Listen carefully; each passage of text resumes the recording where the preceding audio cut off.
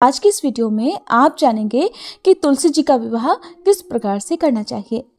सबसे पहले तुलसी जी का गमला साफ सुथरा करके गेरू और चूने से उसे रंग लें। साड़ी आदि से सुंदर मंडप बनाकर फिर गन्ने और फूलों से सजाना चाहिए। परिवार के सभी सदस्य शाम के समय तुलसी विवाह में सम्मिलित होने के लिए नए साफ सुथरे वस्त्र पहनकर तैयार हो जाएं। ध्यान रखें, तुलसी विवाह का जो सबसे शुभ मुहूर्त होता है वो होता है गोधूली बेला का, यानी जिस समय शाम हो रही होती है, जिस समय सूर्य देवता अस्त हो रहे होते हैं। तुलसी जी के साथ विवाह के लिए शालिग्राम जी यानी भगवान विष्णु की काली मूर्ति होती है। अगर आपको शालिग्राम जी ना मिले, जो कि एक पत्थर के रूप में होते हैं, तो आप अपनी श्रद्धा अनुसार सोने, पीतल या मिश्रित धातु की मूर्ति भी ले सकते हैं, या फिर आप भगवान विष्णु जी की तस्वीर भी ले सकते हैं। ध्यान रखें, जिस मूर्ति या तस्वीर से आप विवाह कराएंगे उस मूर्ति में श्री लक्ष्मी जी नहीं होनी चाहिए। कहीं कहीं पर जब मूर्ति नहीं होती है भगवान विष्णु की, तो भगवान कृष्ण की मूर्ति या तस्वीर के साथ भी विवाह कराया जाता है। तो ऐसे में ध्यान रखें कि भगवान कृष्ण की भी जो मूर्ति है वो अकेली होनी चाहिए, उसमें राधा जी नहीं होनी चाहिए। अगर आपके पास शालिग्राम जी नहीं है तो आप अपने आसपास मंदिर से पंडित जी से आग्रह करके भी मंदिर से शालिग्राम जी की मूर्ति को अपने साथ ला सकते हैं। फिर जब आप विवाह संपन्न कर लें तो उसके बाद उसी आदर के साथ ये मूर्ति आपको मंदिर में वापस करनी होती है। ध्यान रखें, साथ में कोई भी मीठा, कोई भी फल, मिठाई और थोड़ी दक्षिणा आपको पंडित जी को जरूर देनी चाहिए। अब सबसे पहले गणेश जी का पूजन करें, फिर मंत्रों का उच्चारण करते हुए बाजे गाजे के साथ भगवान विष्णु की या शालिग्राम जी की जो प्रतिमा है उन्हें तुलसी जी के निकट लाकर रखें। ध्यान रखें कि जब तक तुलसी जी के फेरे नहीं हो जाते तब तक तुलसी जी भगवान के दाईं हाथ पर रहती हैं, यानी दाईं तरफ विराजमान होती हैं, और फेरे होने के बाद तुलसी जी भगवान शालिग्राम जी या भगवान विष्णु जी के बाईं तरफ विराजमान हो जाती हैं। इसीलिए जो पत्नी होती हैं उन्हें वामांगी भी कहते हैं। अब भगवान का आह्वान इस मंत्र के साथ करें। आगच्छ भगवन देव अर्चश्यामि केशव तुभ्यम दास्यामि तुलसीम सर्व काम प्रदो भव। या हिंदी में आप बोल सकते हैं, हे भगवान केशव, हे श्री विष्णु, हे शालिग्राम भगवान, आइए देव, मैं आपकी पूजा करूंगी, आपकी सेवा में तुलसी जी को समर्पित करूंगी और आप मेरे सभी मनोरथ पूर्ण कीजिएगा। अब तुलसी जी का ध्यान करें। देवी त्वं निर्मिता पूर्वम अर्चितासी मुनीश्वर है, नमो नमस्ते तुलसी पापम हर हरि प्रिय। अब तुलसी जी और भगवान की प्रतिमा में प्राण प्रतिष्ठा करके इस प्रकार स्तुति के द्वारा भगवान को निद्रा से जगाएं। उत्तिष्ठ गोविंद त्यज निद्राम जगतपते, त्वयि सुप्ते जगन्नाथ जगत सुप्तम भवेदिदम। उत्तिथे चेष्टते सर्वमुत्तिष्ठो उत्तिष्ठ माधव, गता मेघा व्यच्चैव निर्मलम निर्मलादिशः, शारदानि च पुष्पाणि गृहाण मम केशव, उत्तिष्ठ गोविंद त्यज निद्राम जगतपते। अब भगवान को पीले वस्त्र धारण करवाएं, क्योंकि पीला रंग भगवान को अत्यंत प्रिय है। कांसे के पात्र में दही, घी, शहद रखकर भगवान को अर्पित करें। अब तुलसी जी की पूजा इस मंत्र से करें। तुलसी श्री महालक्ष्मीर विद्या विद्या यशस्विनी, धर्मया धर्मानना देवी, देवी देव मनः प्रिया, लभते सुतराम भक्ति मनते, विष्णु पदम लभेत, तुलसी भुर महालक्ष्मी पद्मनी श्री हर प्रिया। या आप केवल ओम सुभद्राय नमः या ओम सुप्रभाय नमः या फिर ओम श्री तुलसी नमः, इन मंत्रों में से किसी एक मंत्र का भी जाप तुलसी पूजा करते समय कर सकते हैं। अब तुलसी माता को लाल रंग की चुनरी चढ़ाई जाती है। शालिग्राम जी को अक्षत नहीं चढ़ाए जाते हैं, इसलिए उन्हें तिल चढ़ाएं। दूध और हल्दी का लेप बनाकर शालिग्राम जी और तुलसी जी को चढ़ाएं। गन्ने से बनाए हुए मंडप की भी दूध और हल्दी से पूजा की जाती है। धूप दीप जलाएं और तुलसी जी को श्रृंगार की सामग्री अर्पित करें। फेरे से पहले तुलसी जी को मंगलसूत्र या सिंदूर अर्पित ना करें। फेरे होने के बाद ही आपको उन्हें मंगलसूत्र और सिंदूर अर्पित करना चाहिए। श्रृंगार की सामग्री अर्पित करते समय आप तुलसी जी में मेहंदी अर्पित करें, मेहंदी उन्हें लगाएं, उन्हें आप लाल चुनरी चढ़ाएं, काजल बिंदी लगाकर तुलसी जी का एक दुल्हन की तरह से श्रृंगार करें। श्रृंगार करने के बाद अब विवाह की जो फेरे वाली रस्म है उसकी तैयारी आपको करनी है। फेरे कराने के लिए आपको चाहिए पीला एक पटका। यदि पटका ना हो तो आप लाल चुनरी या कलावे का प्रयोग भी कर सकते हैं। सबसे पहले तुलसी जी को सिर पर, यानी जो तुलसी जी का पौधा है उसके ऊपर आपको लाल चुनरी चढ़ानी है, या जो पीला पटका है वो रखना है। शालिग्राम जी के साथ में आपको इनका गठबंधन कराना होता है। जो पीला पटका है या कलावा चुनरी आपके पास है उसमें आप बीचों बीच 3 गांठें लगाएं, और गांठ लगाने से पहले थोड़े से आप फूल जरूर रखें।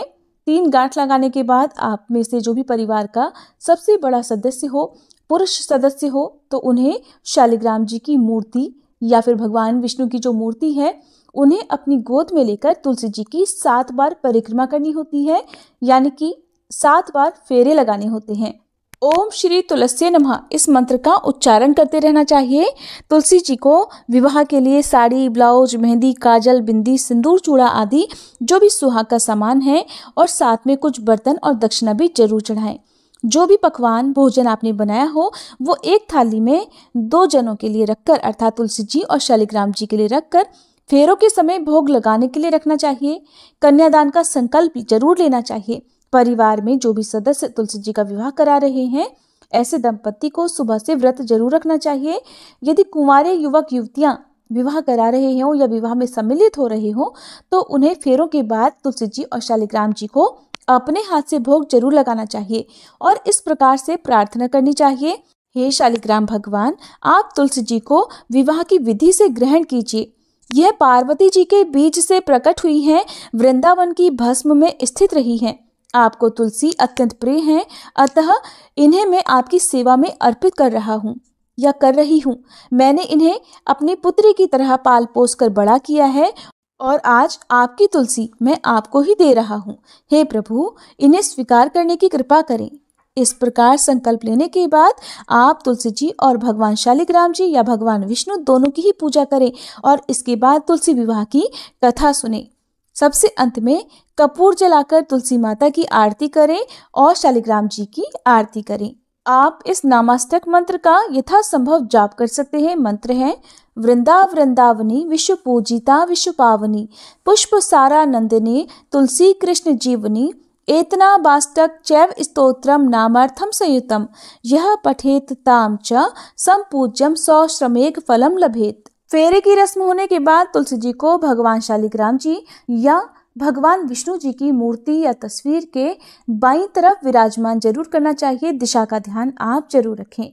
फेरे कराने के बाद आप उन्हें भोग लगाएं और इसके बाद आप हवन भी जरूर करें, क्योंकि हवन में जो अग्निदेव होते हैं उन्हीं के माध्यम से हमारे देवी देवताओं तक हमारे द्वारा अर्पित किया गया भोग पहुंचता है। इसके लिए आप एक हवन कुंड में अग्नि जलाकर, चाहे वो आम की लकड़ियों से हो या आप गाय के गोबर का उपला जलाकर उस पर हवन सामग्री डाल दें और 1 लौंग का जोड़ा कपूर जलाकर रखें। अब काले और सफ़ेद तिलों से साथ ही जो मीठा पकवान आपने बनाया है, चाहे वो मिठाई हो दूध की या फिर आपने कोई पकवान बनाया हो, तो उन्हें भी अग्नि देवता को समर्पित करें। इस प्रकार से ओम श्री तुलसी नमः, ओम श्री विष्णवे नमः इन मंत्रों का जाप करने के बाद सबसे अंत में जल का छींटा देकर जो आहुति है वो पूर्ण करनी चाहिए। जो थाली में आपने भोजन परोसा है उसका भोग परिवार के सभी सदस्यों को बारी बारी से तुलसी जी और शालिग्राम जी को लगाना चाहिए। अब तुलसी जी को शालिग्राम जी को अर्पित कर देना चाहिए। साथ में विदाई करते समय तुलसी जी को कुछ दक्षिणा भी जरूर रखनी चाहिए। आप अपनी सामर्थ्य के अनुसार उन्हें भेंट उपहार आदि भी दे सकते हैं। विवाह के बाद बहुत से लोग तुलसी जी के पौधे का दान कर देते हैं। अपने आसपास मंदिर में या जहाँ कहीं भी आप दान करना चाहते हो वहाँ पर आप दान में दे सकते हैं। शालिग्राम जी की जो मूर्ति आप लेकर आए हैं उन्हें मंदिर में आप अगले दिन सुबह भिजवा सकते हैं या शाम को विवाह कराने के बाद भी मंदिर में पुजारी जी को दे सकते हैं। साथ में कुछ दक्षिणा, फल, मिठाई आदि आप जरूर लेकर जाएं। जरूरी नहीं कि आपने तुलसी जी के जिस पौधे से विवाह कराया है उसका आप दान करें। यदि आप पौधे को घर में ही रखना चाहते हो तो घर में भी आप रख सकते हैं। श्रृंगार में चढ़ाई गई जो वस्तुएं हैं, यदि परिवार में कोई सुहागिन महिला है तो वो उन सभी वस्तुओं का प्रयोग कर सकती हैं। और अगर आप परिवार में सुहागिन महिला को इस सामग्री को नहीं देना चाहते हैं तो किसी कुंवारी कन्या को आप जरूर दें जिसका विवाह होने में परेशानी आ रही है। कुछ सामग्री जैसे वो पहन सकती हो, चूड़ी, बिंदी आदि, और बाकी सामग्री को आप मंदिर में भी दान में दे सकते हैं। इस प्रकार से तुलसी विवाह संपन्न होता है। तुलसी विवाह करने से पहले आपको कुछ बातों का ध्यान रखना बहुत जरूरी है, जैसे कि तुलसी विवाह में आपको कलश की स्थापना जरूर करनी चाहिए। बिना कलश के कोई भी इस प्रकार का जो शुभ कार्य है वो संपन्न या पूर्ण नहीं माना जाता है। तो कलश की स्थापना आप चाहे बिल्कुल सादे तरीके से कर सकते हैं, जिसमें आप एक लोटे में जल भरकर उसके ऊपर आम या अशोक के पत्ते रखकर और उसके ऊपर जटा वाला नारियल रख सकते हैं। जटा वाला नारियल ना रखना चाहें तो आप आम या अशोक के पत्तों के ऊपर एक पूर्ण पात्र रखें, उसके ऊपर आप दीप जला सकते हैं। तो कलश की स्थापना जरूर करें और कलश में रखे हुए इस जल का या जो भी पूजन सामग्री, जैसे आपने पुष्प आदि अर्पित किए हुए हैं, फूल माला अर्पित की हुई है, उसे आप अगले दिन सुबह पूजा करने के बाद विसर्जित कर सकते हैं। और अगर आपने भगवान विष्णु की मूर्ति या भगवान कृष्ण की मूर्ति या तस्वीर का पूजा में प्रयोग किया है तो आप उन्हें वापस से अपने मंदिर में रख सकते हैं।